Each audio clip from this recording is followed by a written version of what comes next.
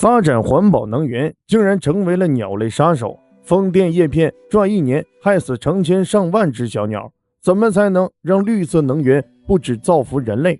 在美国，每年有14到32.8万只的鸟因为风力发电机而死，而全球有 1.45 亿辆电动汽车在马路上奔跑。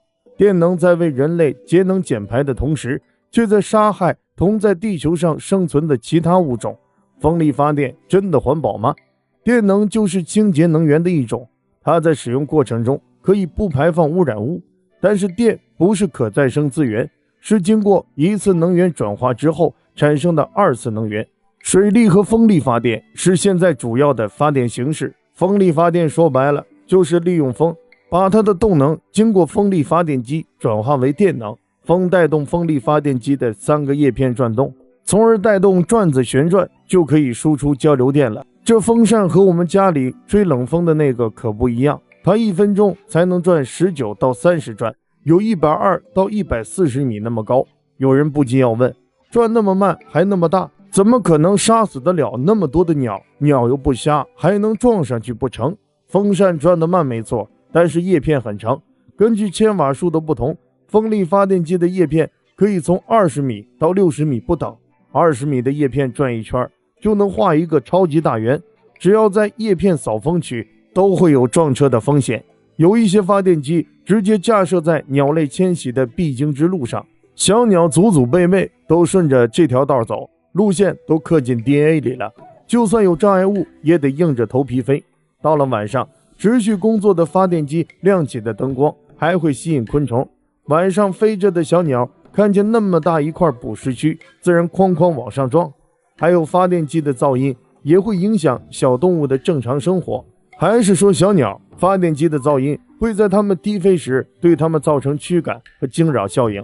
除了鸟，靠超声波定位的蝙蝠也对噪音反应强烈，风机转动产生的气压差也会影响蝙蝠的呼吸。除了小鸟，美国的地松鼠、印度的丛林猫都不堪其扰。建设发电机带来的基础建设也对本来人迹罕至的自然环境造成破坏。风力发电机成了动物杀手，但是不发电又不行。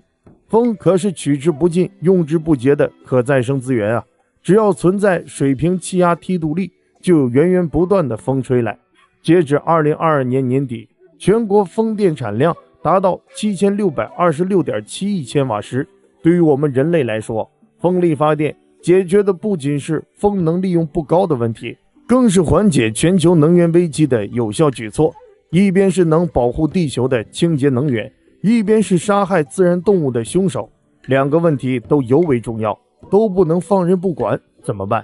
挪威自然科学研究所的研究人员做了一个实验，把叶片涂色之后，3年内减少了 70% 的鸟类死亡。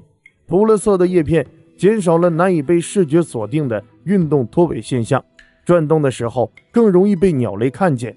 中国在澳洲牧牛山建设的风电项目，利用人工智能系统，当叶片上的摄像头看见飞过来的气尾雕时，后台的电脑就会计算是否会有撞击的风险。如果风险过高，电脑就会关闭风机，等小鸟飞过去之后再重新转动。